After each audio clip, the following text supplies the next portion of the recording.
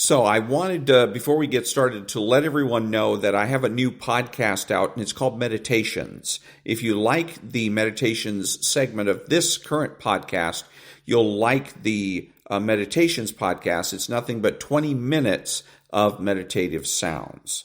And now, on with the podcast. Ladies and gentlemen, welcome to Caesar's Palace for 12 rounds of boxing. In the red corner, from Los Angeles, California, wearing the red trunks with the gold trim, weighing in at 125 pounds, the lightweight champion of the world, Danny Little Red Lopez. Well, Bill, our winners get a home theater receiver. That's right. Experience the full potential of high-definition video with this 72-channel digital home theater receiver from Yamaha. But wait, that's not all. They also get a 5.1-channel surround sound system from Mirage. With 5 palm-sized speakers and a compact subwoofer cube, the MX 5.1 brings you huge immersive sound with Mirage's omnipolar technology. All from the Spiegel catalog, Chicago, Illinois, 60609. And they're taking closer order as down the stretch they come. Mr. Hot Stuff has 3 lengths to make up with chocolate candy last. On the rail, take the points behind that gallant son with chocolate candy gaining on the outside. In the lead is Pioneer of the Nile being tackled by chocolate candy. They're neck and neck as they come to the wire. And Pioneer of the Nile holds off chocolate candy and wins the Santa Anita Derby. And now, on your feet, time to greet holder of 14 NBA titles, your home team, your Los Angeles Lakers. Number 3 at 6'8", 5th year out of UCLA, playing forward, Trevor Ariza. Starting at center, number 17 at 7 feet, 4th year out of St. Andrews High School, Andrew Bynum. And at guard, number 24, 6'6", 13th season out of Loyal Marion High School, Kobe Bryant.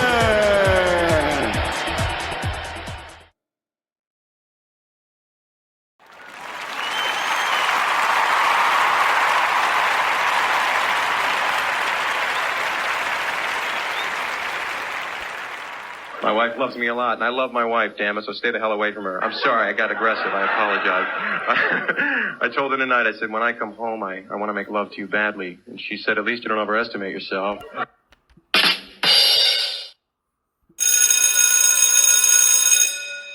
Good morning. It's Monday, Trust Your Mind Monday, May the 19th, and this is The True Conservative. Welcome to all the butchers, bakers, and candlestick makers out there. I'm Ron, your host, and the only true conservative in the United States today. So today, after the Serenity Prayer and the patriotic song of the day, we will have headlines, patriotic shorts, motivation, Bishop Barron, Ayn Rand, and Trust Your Mind. All that and more when I get back.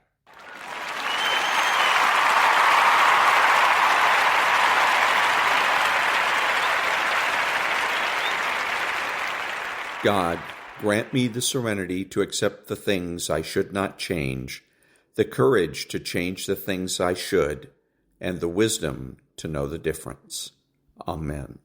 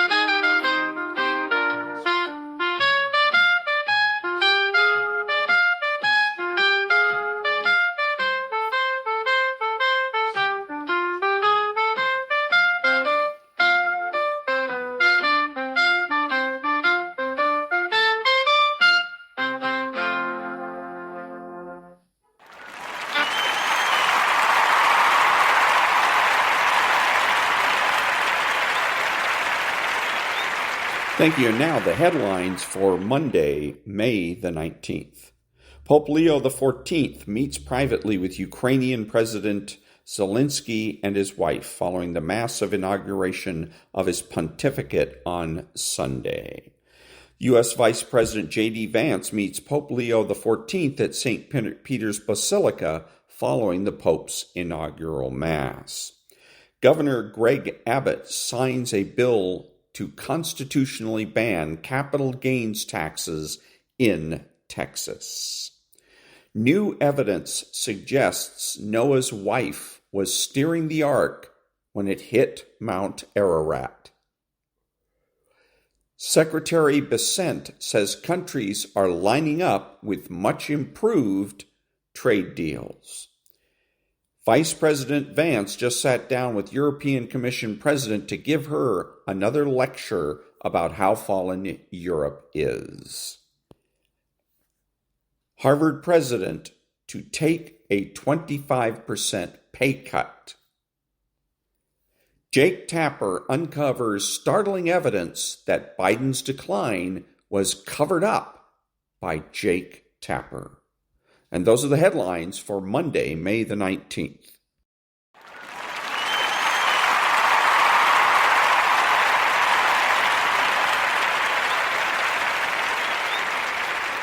Thank you. And now the political corner. To those who keep getting online and insulting us in California, understand we actually believe that California is red already. But what y'all are not getting is we live under the most corrupt state in the U.S. Understand, California holds Los Angeles. It holds San Francisco. These are two of the biggest places where all your demons and witches do everything that they do. So they're not going to let California turn red as easily as they'll allow other places to turn red. And that was the political corner. Back in a minute.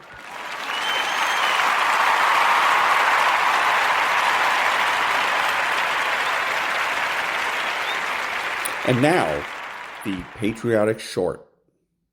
General took Dwight Eisenhower's joke as an order and carried it out. During World War II, an amusing incident occurred with General Patton. In the summer of 1944, his troops reached the English Channel coast during Operation Cobra. Patton, known for his impulsive nature and a penchant for symbolic gestures, decided to send General Eisenhower a small bottle of water from the Channel with the inscription, "Water from the coast of France. I give you a piece of the Atlantic." However, while the gift was being delivered to headquarters, the Germans launched a counterattack and managed to temporarily recapture the position. When the bottle got to Eisenhower, he already knew about the German counterattack. Being a man with a fine sense of humor, he only grinned and said, "Give it back to Patton. Let him pour it out where he took it." A few weeks later, after the final stabilization of the positions, Patton personally poured the water back into the sea, now as a symbol of complete victory over the enemy. And that was the patriotic short. Back in a minute.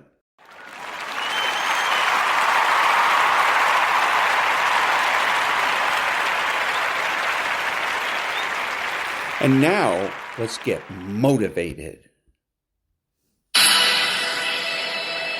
There's nobody in the world has lied to me more than me. How many times do you tell yourself, it's going to be different this year? How many times have you started the diet saying, oh, this is my year. I'm going to start this year strong. I'm going to the gym. I'm going to eat right. 2 weeks later, what'd you do? You lied to yourself. Real talk. Most of y'all are going to do a fucking thing. And you're going to be mad at me because I fucking said it. When in reality, you should be mad at yourself because 2 years ago you said shh. Last year you said shh. This year you're saying shh. And next year you're going to be saying the same shh. How about this for 2021? We look at ourselves in the mirror and we tell ourselves the truth. We look at our lives and we tell ourselves the truth. Truth is this, it's very simple. You're either doing it or you're not doing it. You've either been executing or you haven't been executing. You either are truly ready to make a fucking change or you're not.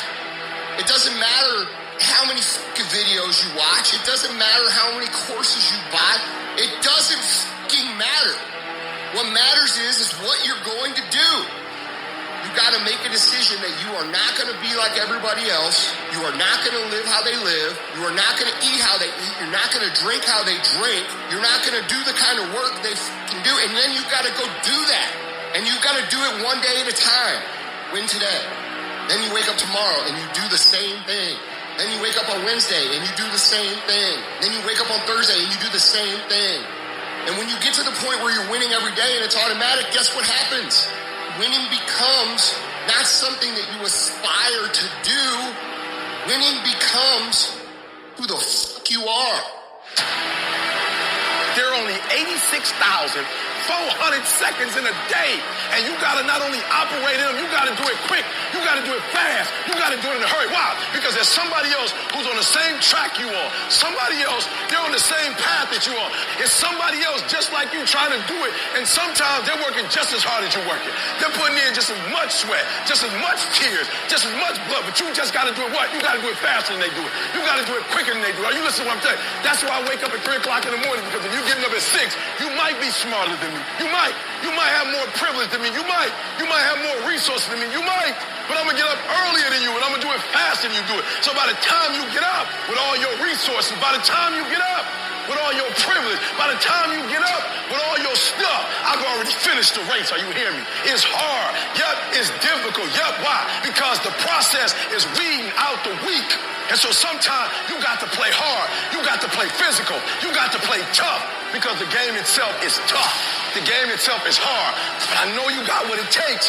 Listen to me, this is how you do it over 6-7 years ago, with no money, no human resources, no building, no funding, no support. The first thing we did was we dreamed, we wrote the dream down, we slept the dream, we ate the dream, we rehearsed the dream, we looked at the dream, we talked about the dream, we slept with the dream, we woke up to the dream, we wore the dream, and now boom, it's our reality.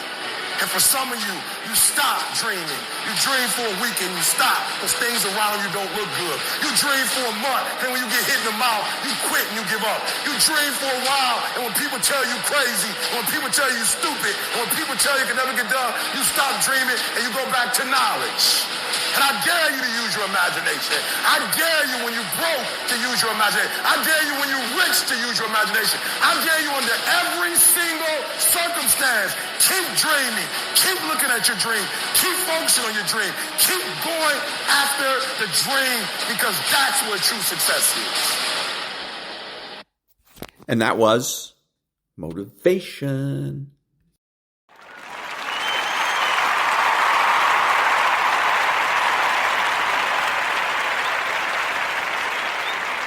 Thank you, and now it's time to meditate. Feel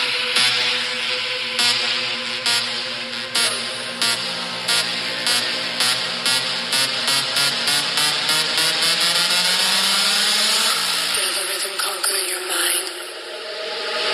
Feel it take over your body. Feel the rhythm in your mind. Feel your consciousness falling behind.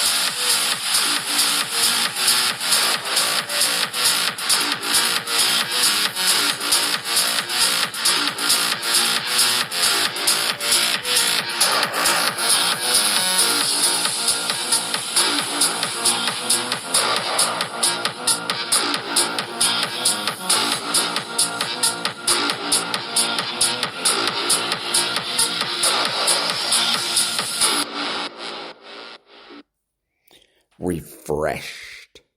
Back in a minute.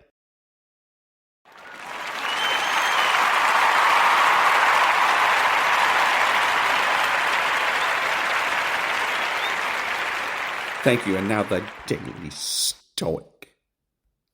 Preparing on the sunny day. Here's a lesson to test your mind's mettle. Take part of a week in which you have only the most meager and cheap food, dress scantily in shabby clothes, and ask yourself if this is really the worst that you feared. It is when times are good that you should gird yourself for tougher times ahead. For when fortune is kind, the soul can build defenses against her ravages. So it is that soldiers practice maneuvers in peacetime, erecting bunkers with no enemies in sight, and exhausting themselves under no attack, so that when it comes, they won't grow tired. Seneca, Moral Letters, 18.5 through 6. What if you spent one day a month experiencing the effects of poverty, hunger, complete isolation, or any other thing you might fear? After the initial culture shock, it would start to feel normal and no longer quite so scary. There are plenty of misfortunes one can practice, plenty of problems one can solve in advance.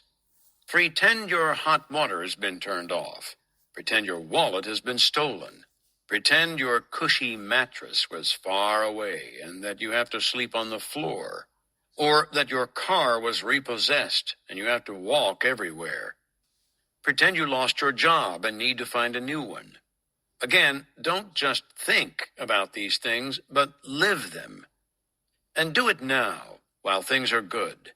As Seneca reminds us, it is precisely in times of immunity from care that the soul should toughen itself beforehand for occasions of greater stress. If you would not have a man flinch when the crisis comes, train him before it comes. And that was the Daily Stoic. And now, His Excellency Bishop Robert Barron. My question is, if we are all beloved children of God, how could he banish any of his children to an eternity of suffering and hell? Thanks, and God bless. It's not so much God banishing, like God imposing this dreadful sentence. It's we banish ourselves. That's the tragedy of sin. Sin is a self-banishment, if you want. It's a self-exile from the land where God wants us to live. Hell. So, the mistake that His Excellency is making here is in assuming that the caller is a Catholic, is a Christian.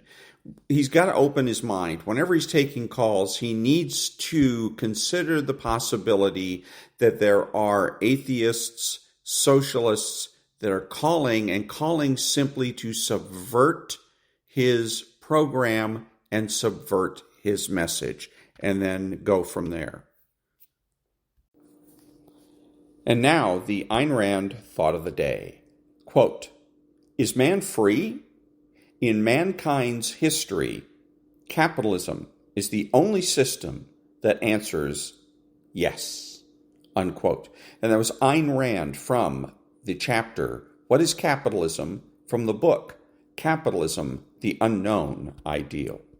Back in a minute.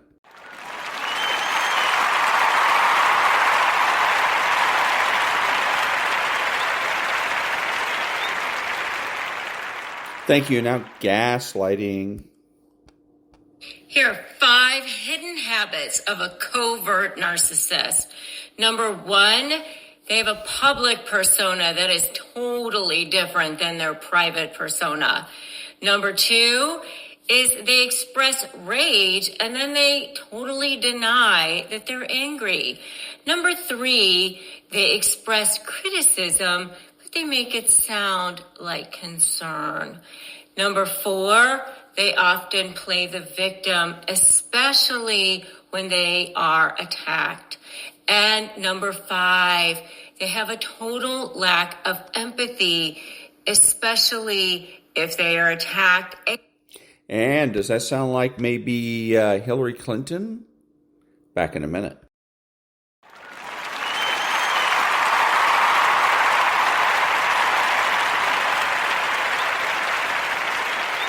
Thank you, Maria, then Stu. A little bit, but you're all good.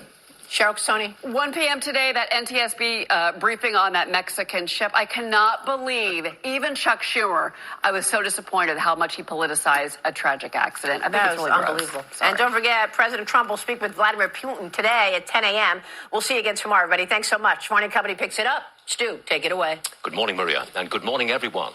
It's just non-stop, isn't it? The news coming thick and fast. These are consequential times. President Biden has been diagnosed with an aggressive form of prostate cancer. His doctors say it can be managed. The diagnosis was announced just as a scandal broke about who was exercising presidential power during Biden's mental decline. The release of audio tapes from an interview way back in October 2023 showed the president often did not know what was going on at the White House. If he was not calling the shots, who was? To the markets, and another big story. Moody's has lowered the U.S. credit rating. That is not going down well with stock investors. The Dow off probably 200 points of the opening bell. It's worse on the Nasdaq. There's a loss there of 1.3%. That's pre-market quotes. Interest rates rising. Again, not good for stocks. Look at the 10-year yield. It's well above 4.5%. You're at 4.57 now. And the 2-year, that's well above 4%, 4.03 to be precise. I might add that the 30-year bond has hit a 5% yield for the first time since October 2023. Bitcoin, current price at about 102,500. Politics. The president speaks by phone to Vladimir Putin this morning. After that, he'll talk to Ukraine's President Zelensky. Overnight, another drone attack on Ukraine. The Treasury Secretary issuing a warning. If countries don't negotiate in good faith, tariffs will go back up to their April 2nd level. That's another thing that's upsetting the markets today. But the president's budget has been passed by an important House committee. The 4 holdouts late last night voted present. The rosy scenario is this. The House gets a budget done this month, May. The Senate gets their version done in June. In July, the 2 versions are merged, and in August, the president signs the bill. A White House press briefing moments from now on that bill. On the show today, getting rid of forever chemicals, technically known as PFAs. The Environmental Protection Agency has a plan. Administrator Lee Zeldin will be on the show. And that Mexican Navy ship that smashed into the underside of the Brooklyn Bridge, 2 dead, many injured. There will be an investigation. Senator Schumer says Doge cuts are to blame. It is Monday, May 19th, 2025. Varney and Company is about to begin. And that was Maria and Stewart. Nonprofit News Now.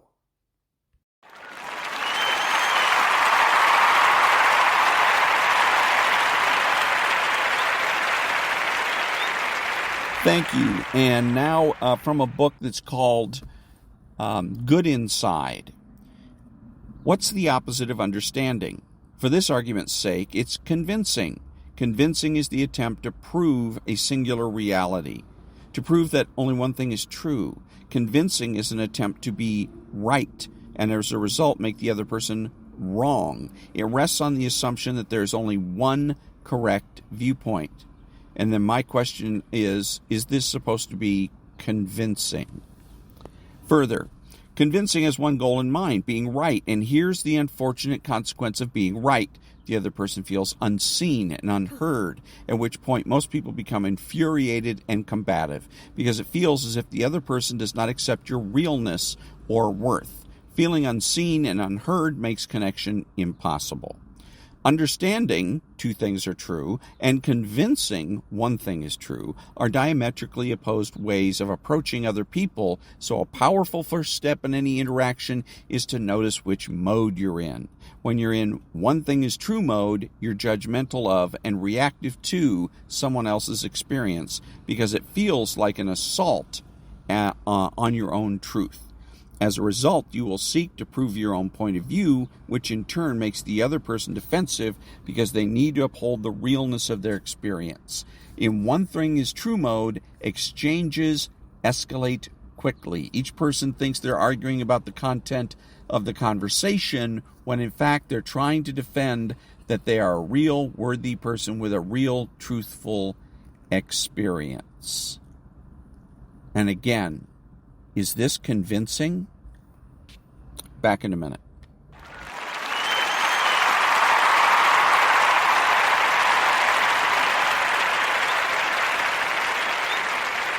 Thank you. Now the preamble to the Declaration of Independence.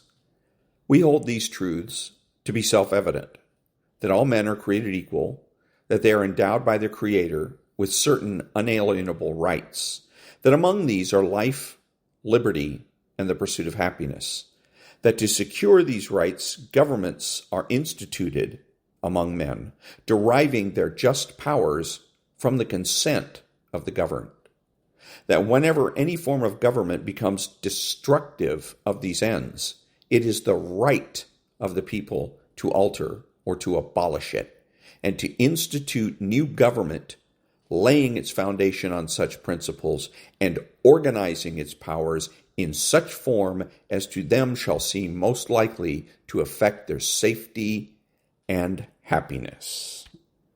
Back in a minute.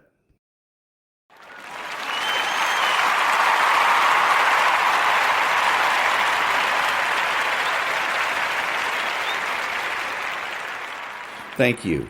Now, what does the phrase, if you're explaining, you're losing, mean? This was said by Ronald Reagan, speaking of political campaigns. From the perspective of your audience, if you have to explain yourself, you come off looking desperate to convince. As a consequence, you lose the high ground.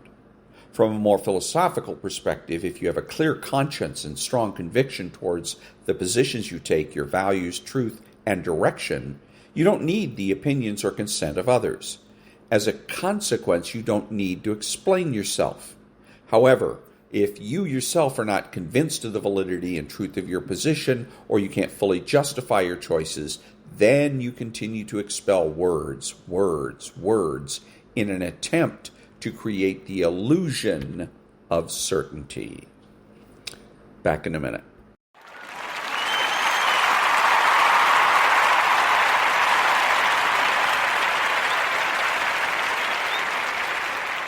Thank you. And now the latest weekly statistics from Spreaker for the week of May 11th to May 17th. Downloads were up.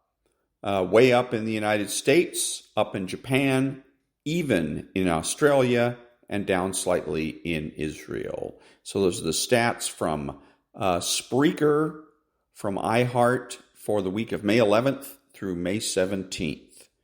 Back in a minute.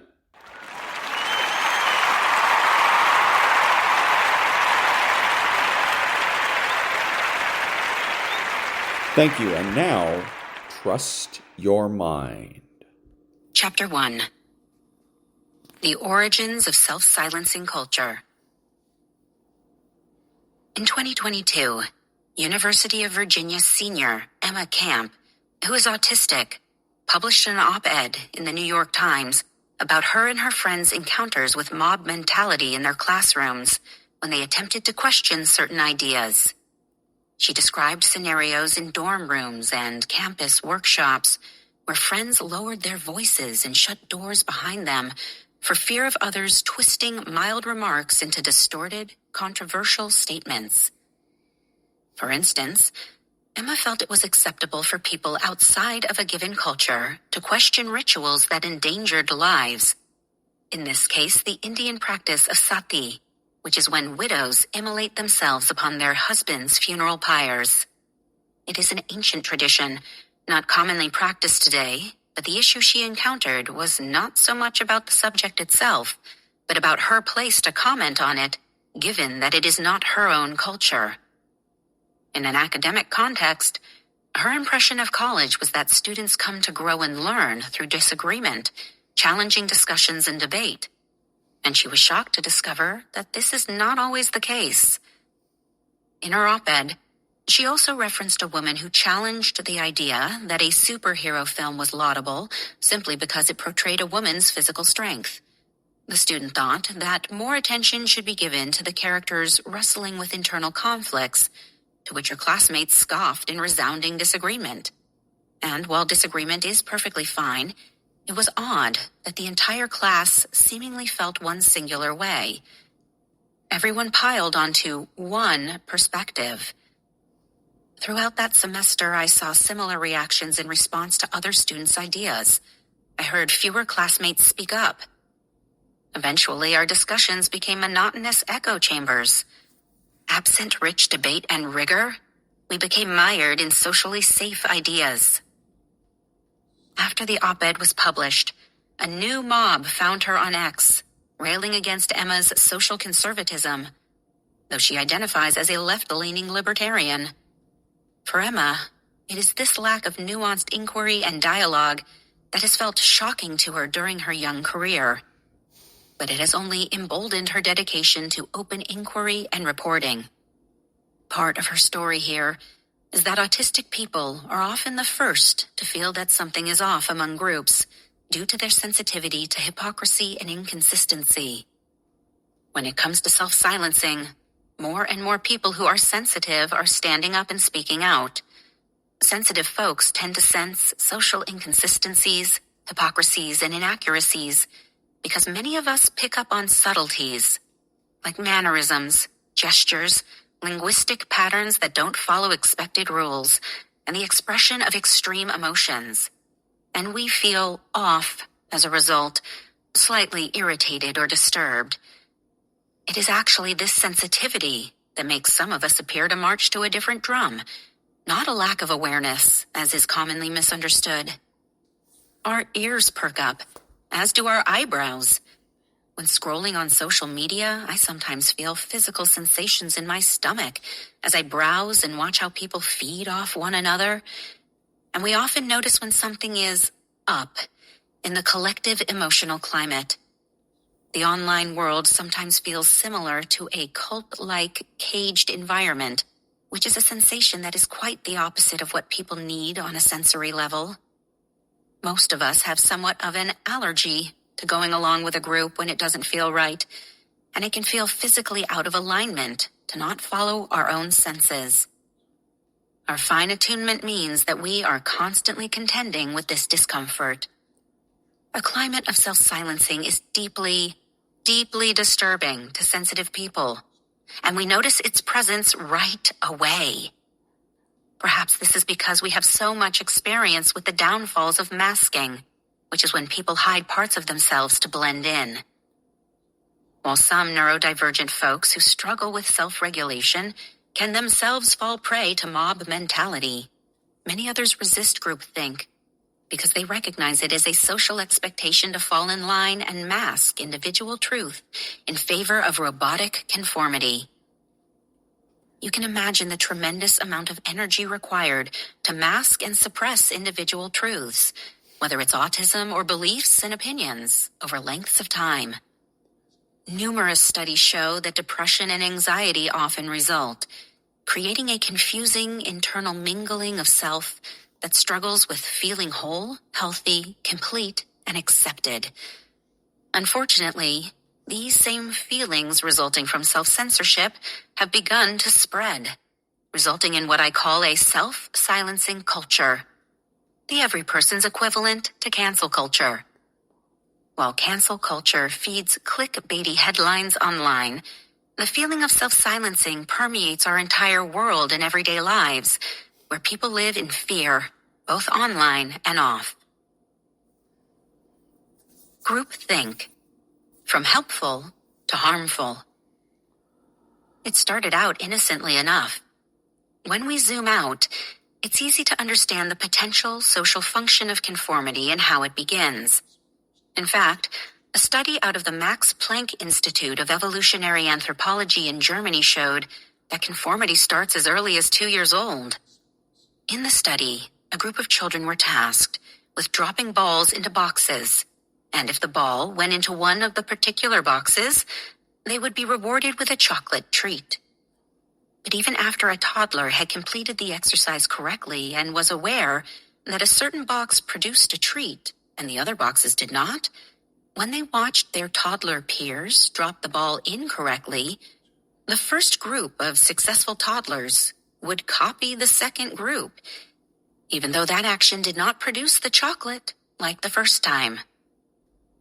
Outside of toddlerhood and beyond chocolate, we can imagine how conformity has kept groups and individuals safe throughout time, Don't burn yourself touching fire. Don't run too fast near a cliff. Show respect to your elders, and so on. Conformity matters in certain cases of literal and existential survival, but it has a dark side, especially as civilizations grow and technology advances. Narrow notions of skin color, ethnic identity, social class, and more justify the execution of millions. There is no shortage of examples where conformity is extremely dangerous, no matter the era. In contemporary times, mass media has quickened the pace at which ever larger numbers of people fall in line to conform. That is perhaps the scariest thought of all. With phones in our pockets and apps that reach millions right under our thumbs, everyone is at risk of being hijacked by outrage and emotions that hinder critical thought and encourage blind conformity. The modern media machine. It is impossible to understand modern self-silencing culture without first understanding the recent history of modern media. In her book, Bad News, author Batya Ungar Sargon outlines the riveting history of journalism in the United States, from neighborhood papers to Fox and CNN to social media. Modern journalism in this country began in the 19th century with tiny penny presses in working-class neighborhoods of New York City. They were meant to capture the everyday lives of ordinary people, and far from information sharing being viewed as a luxury, people in those neighborhoods desperately wanted information that covered issues important to them. In the late 19th and early 20th centuries, as New York high society cemented, the demand for presses to cater to their needs and interests skyrocketed, thereby creating a playing field of new presses that competed for elite status. Everyone wanted to be seen reading the new social class signifiers, and to be featured in such pages was considered a mark of making it. Advertisers caught on to this, learning the revenue potential by marketing their products to high-income readers, and they all jumped on the craze. Journalism was no longer aimed toward the working class, and business models continued to develop as such. Media still very much functions this way, and at some point, through user testing and insights from psychology and marketing, tech leaders realized that the most engaged readers were the ones most vulnerable to outrage and intense emotion, which meant that they could gain the most by catering to that audience. Thus began a shift from information sharing to sensationalizing, profiting off the promotion of stories that fuel hatred and polarization, while suppressing reportage on more complex, nuanced issues. In recent years, multiple reports have come out about biases shaping the New York Times, NPR, and TED, for example, where concerns about viewpoint diversity were suppressed in favor of more provocative stories that were ironically deemed more socially safe. Thankfully, these and other outlets have also made recent efforts for more balanced coverage in response to widespread critique. But the abandonment of nuanced coverage and the lack of encouragement of open conversations has plagued contemporary journalism and catalyzed long-lasting repercussions for our democracy, as well as our ability to authentically connect with one another. And now, it is the vehicle of information, the internet and social media, that may be our greatest obstacle.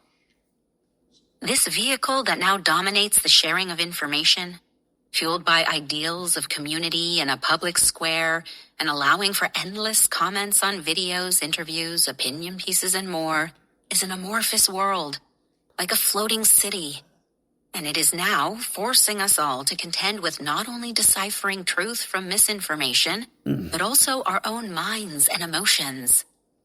Reading a print newspaper calmly at home is a vastly different experience from pulling out a phone on a crowded bus and being bombarded with multiple visual streams of information.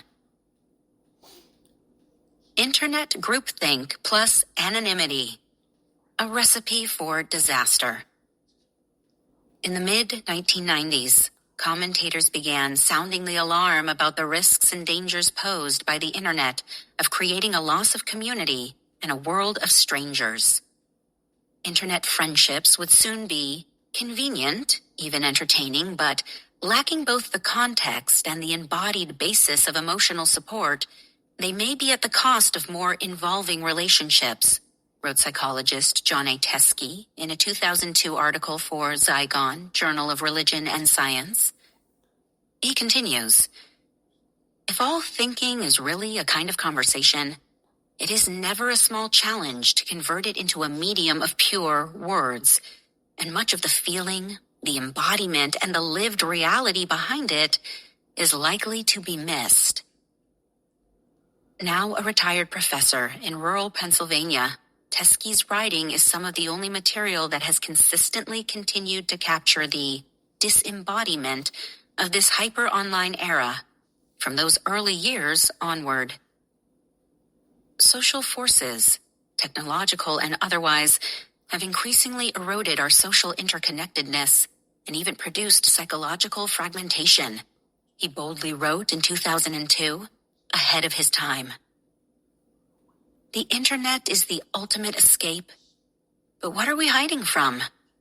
My take, and my fear, is that people are addicted to the internet because they are deathly afraid of their own physicality, their own ordinariness and mortality. Teskey shares this concern. As a result of the internet, he writes, we can feel less vulnerable, less anxious, perhaps in part because we make less apparent the vulnerabilities of our bodies and our anxieties about the deeper vulnerability of our mortality. The problem is in the denial of physicality, of embodiment, and of the very biology upon which so many of our spiritual capacities depend. Summing up what would soon define the next 20 years and beyond, he writes, unfortunately, and perhaps paradoxically, while electronic communication in its many guises may enlarge our web of actual interdependency, the increasing personal computer-based use of the internet is likely to involve a more elaborate construction of our sense of privacy and whole new worlds of personalized, individual interiorization. The risk is that it will produce further isolation and fragmentation, even to the level of internal dissociation. While many commentators were optimistic about the connectivity and access to information enabled by the internet, others were worried about the social consequences, and both groups were right. Social media and the internet have given the world so much, but they have also created an entire universe of new challenges. The 2001 book, Towards Cyberpsychology, for example, opens with the line, "The diffusion of new communication devices and experiences will soon change our interaction experience." Not only that, but writing the next year, John Teskey commented that there are real issues of information quality on the internet and an information overload that often results in restricted attention. Reading these predictions and premonitions from 2 decades ago, I can't help but think, you have no idea how right you were. The internet has certainly changed the way we think. But what is perhaps more important to consider is that it has changed the way we perceive the world and one another.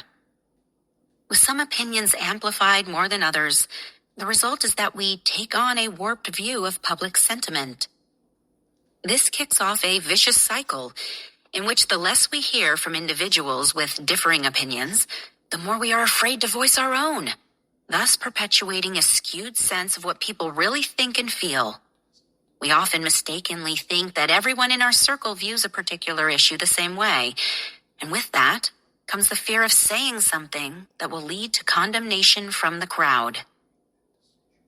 Joanna Korkorova-Giorgio, a communications consultant in the Czech Republic, writes that cancel culture is promoting a level of self-censorship that is essentially limiting free speech, thus engaging in a one-sided dialogue, mirroring a false reflection of reality that is detrimental to society and its democratic values. But it's hard to push against the grain when technology and groupthink cement together. Social media and groupthink are inextricably tied together because algorithms have leveraged human psychology in highly effective and addictive ways. The same hard-edged categories of group identification that fuel self-silencing and cancel culture are the very same phenomena fueling media outlets today via clicks and dollars. There is no separating the two. Divisive categories are highly lucrative for news outlets because algorithms know what to do with them and who to serve them to, thereby making those posts, videos, and articles go viral.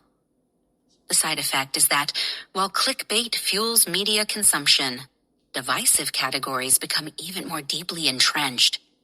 And those whose views fall into the in-between gray areas are forced to self-silence even more because we believe we exist in a philosophical wasteland.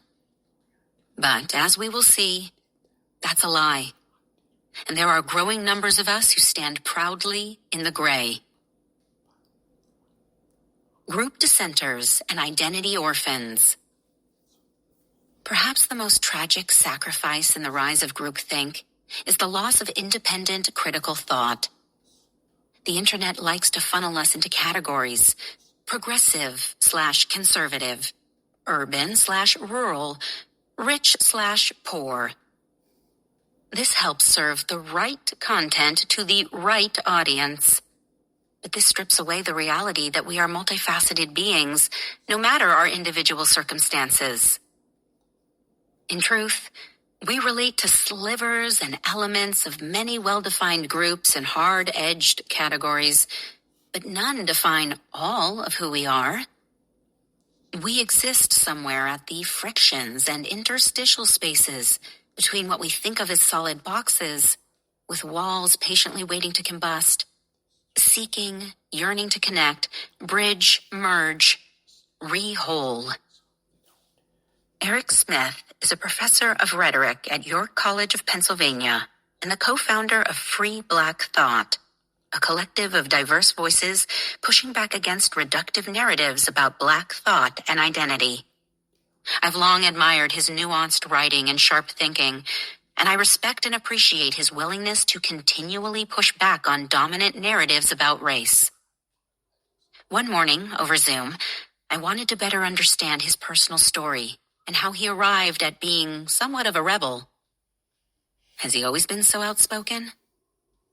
Where exactly did Smith's penchant for nuance and resistance to groupthink come from? It developed when I was a kid, at 14 or 15.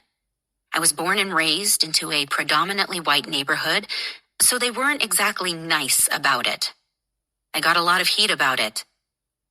When it was time to graduate primary school and go to secondary school at a school that was much more diverse, literally 50% Black, I was over the moon that I could finally get out and be with like-minded people.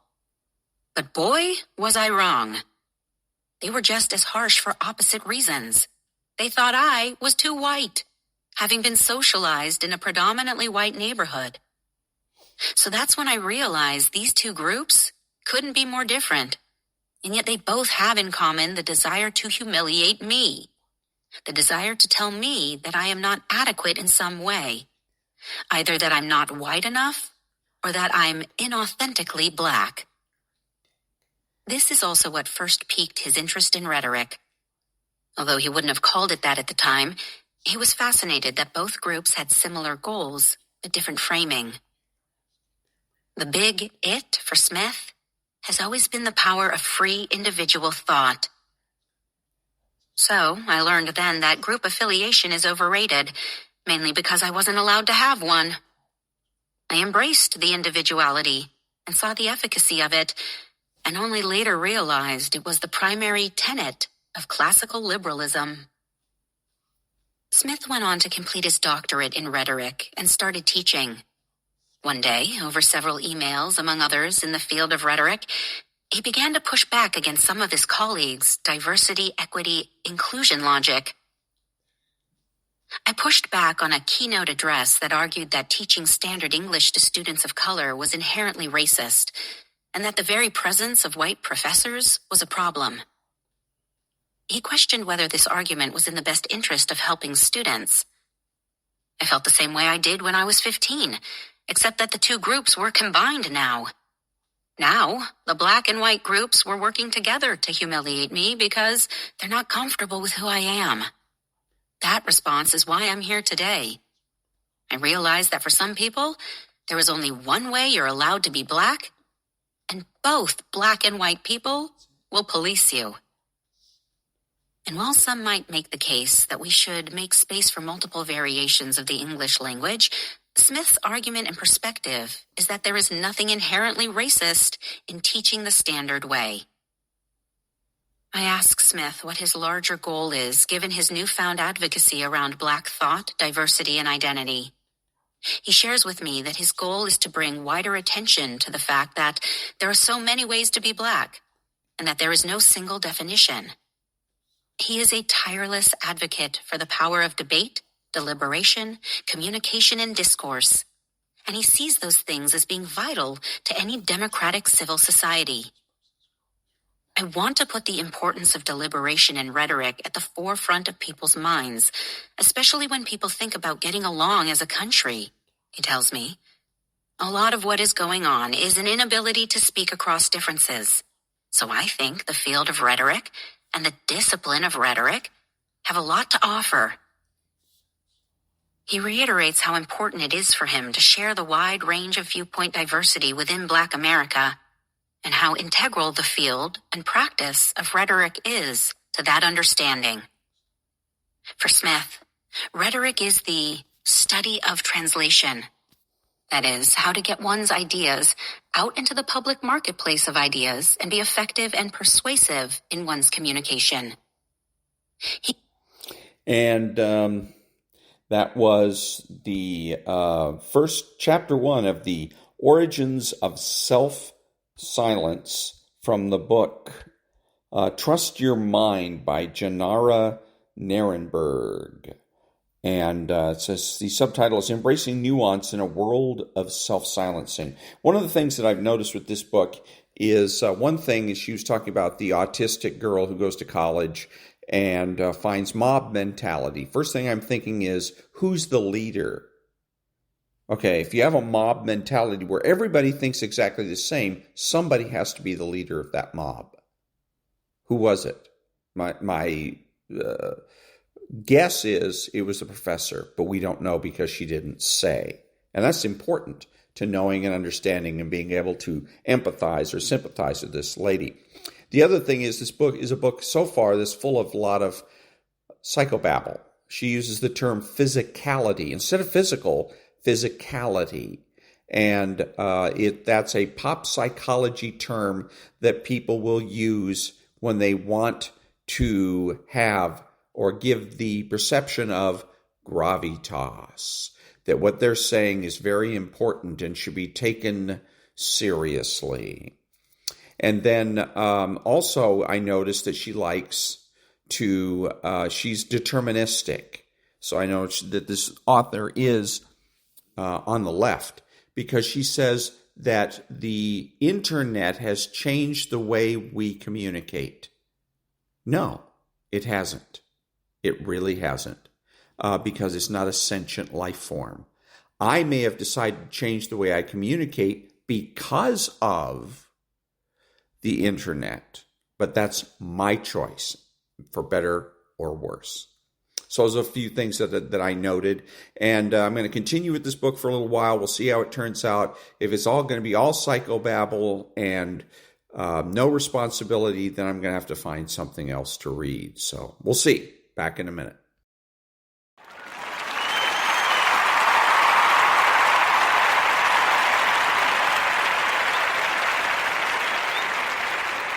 Thank you. This is Ron, your host, the only true conservative in the United States today, bidding adios to all the butchers, bakers, and candlestick makers out there and reminding you that determinism is optional.